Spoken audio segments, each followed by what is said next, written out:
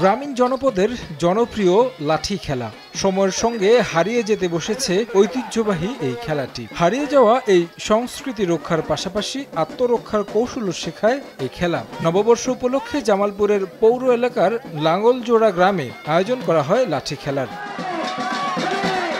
গ্রাম বাংলার ঐতিহ্যবাহী লাঠি খেলা থাকে সবার আগ্রহের কেন্দ্রবিন্দুতে। এ সময় বাদ্যযন্ত্রের তালে তালে লাঠিয়ালরা লাঠি দিয়ে বিভিন্ন কসরতের মাধ্যমে তাদের নৈপুণ্য উপস্থাপন করেন, যা উপস্থিত নারী শিশু সহ সকল বয়সী দর্শকরা আনন্দের সঙ্গে উপভোগ করেন। লাঠিবাড়ি খেলা হলো আমাদের ঐতিহ্যবাহী খেলা। এই খেলায় অনেক মানুষ হয় প্রতি বছরই।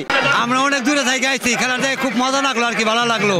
প্রতি বছরে পয়লা বৈশাখে উদযাপন করে আমরা অনেক আনন্দ নিই, কিন্তু অনেক আগের থেকে অনেকটা আজকে অনেক ভালো হয়েছে। কর্তৃপক্ষের কাছে এই আবেদন যে প্রতি বছর যেন এই খেলাটা আয়োজন করা হয়। লাঠি খেলায় বিভিন্ন এলাকা থেকে আসা ৬০ জনের একটি দল অংশগ্রহণ করে। খেলাটি ছাড়াও আয়োজন করা হয়েছে নানা গ্রামীণ বিভিন্ন ধরনের খেলা। এই খেলায় আছে ঝুঁকিও, তবে আনন্দময় প্রতিযোগিতায় অংশ নিতে পেরে খুশি খেলোয়াড়রা। আমাদের এই খেলা দর্শকের সামনে দেখায় খুব একটা আনন্দ লাগে।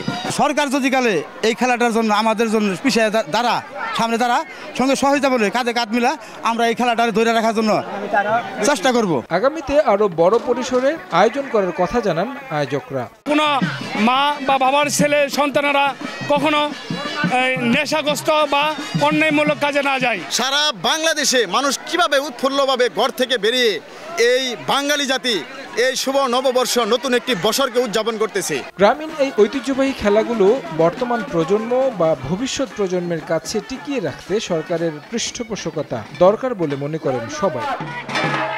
তারেক হোসেন শিমুল, সময় সংবাদ।